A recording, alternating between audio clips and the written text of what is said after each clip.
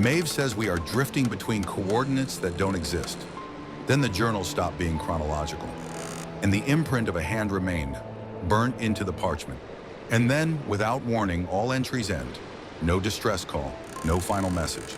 Just 32 souls lost beyond the reach of chart or prayer. June 12th, last year, a weather drone patrolling the southwestern English coastline picked up an anomaly. A large wooden vessel, sailing unflagged against the wind, in waters it should have never reached.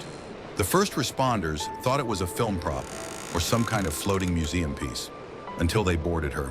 There was no rot, no barnacles. Her food stores were sealed tight and fresh.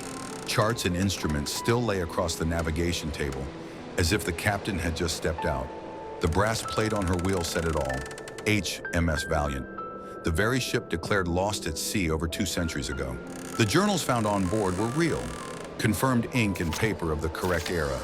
But the final entry was dated 2025. Written in Captain Myles's hand, it read, "We have not yet arrived." In the months that followed the Valiant's return, theories multiplied like barnacles.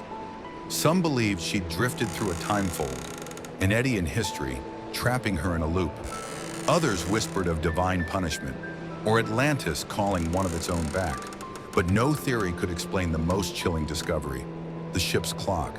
It was still ticking, and it had never lost time. Maeve Huxley's recovered map showed coastlines no cartographer could identify. Islands shaped like eyes, oceans with no names. The materials are authentic. The ink, the ship design, even the wood grain. It's all 1700s British naval.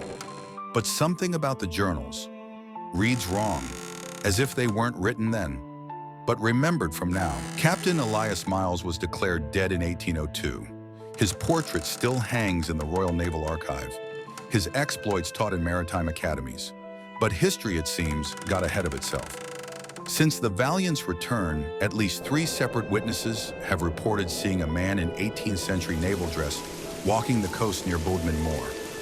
Each described the same thing: a pale-faced sailor, soaked to the bone, clutching a journal, whispering to no one. The HMS Valiant rests now in dry dock, studied, poked, revered. But some say she still creaks at night. That if you press your ear to the captain's door, you'll hear quill on parchment, and waves that shouldn't be there.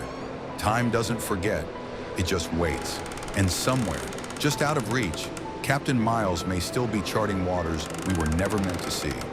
This has been The Disappearance of Captain Myles.